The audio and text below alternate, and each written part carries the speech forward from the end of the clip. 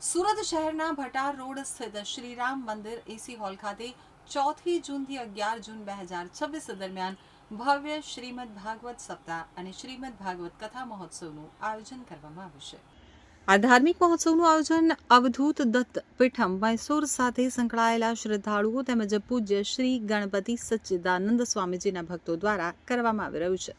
અઠવાડિયા સુધી ચાલનારા આ કાર્યક્રમમાં કથા, યજ્ઞ, પૂજન, બ્રહ્મભોજન અને મહાપ્રસાદ સહિતના અનેક આધ્યાત્મિક કાર્યક્રમો યોજાશે।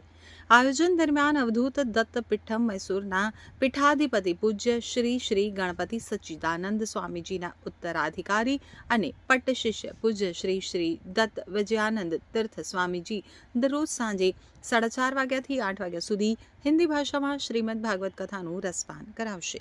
કથા દ્વારા ભક્તોની ભક્તિ, જ્ઞાન અને વૈરાગ્યનો સંદેશ આપવામાં આવશે।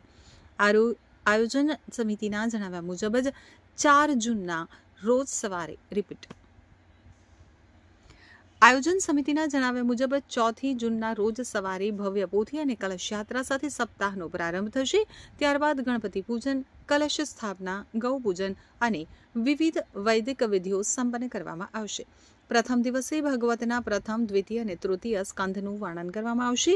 બીજા દિવસે 5મી જૂને હનુમાન યજ્ઞ, ત્રીજા દિવસે 6ઠી જૂને લક્ષ્મીનારાયણ યજ્ઞ, 7 જૂને ભાનુ સપ્તમી ઉત્સવ નિમિત્તે નવગ્રહ સહિત સૂર્ય યજ્ઞ, 8 જૂને રુદ્ર યજ્ઞ, 9 જૂને ચંડી યજ્ઞ તેમજ કુમારિકા અને સુવાસિની પૂજન, જ્યારે 7મા દિવસે 10મી જૂને આરોગ્ય કલ્યાણ માટે ધન્વંતરી યજ્ઞનું આયોજન કરવામાં આવશે।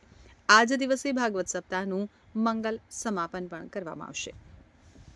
કથા દરમિયાન દરરોજ સવારે ગણપતિ પ્રાર્થના, ગૌપૂજન અને ભાગવત પારાયણ યોજાશે, જ્યારે બપોરે 12:30 વાગે બ્રહ્મ ભોજન રાખવામાં આવશે। દરરોજ રાત્રે મંગળા આરતી, દોલોત્સવ અને મહાપ્રસાદનું વિતરણ કરવામાં આવશે।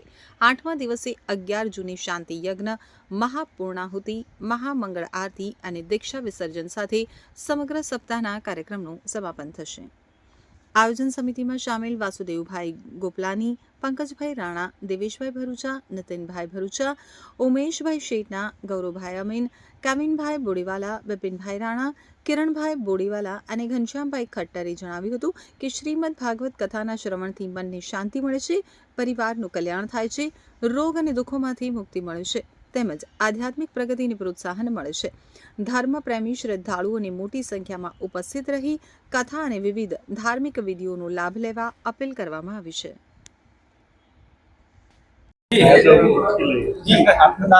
જય ગુરુદત્તા। મારું નામ વાસુદેવ ગોપલાણી। હું વ્યવસાય એડવોકેટ છું, પરંતુ શ્રી ગણપતિ સચ્ચિદાનંદ ટ્રસ્ટ સાથે જોડાયેલો છું।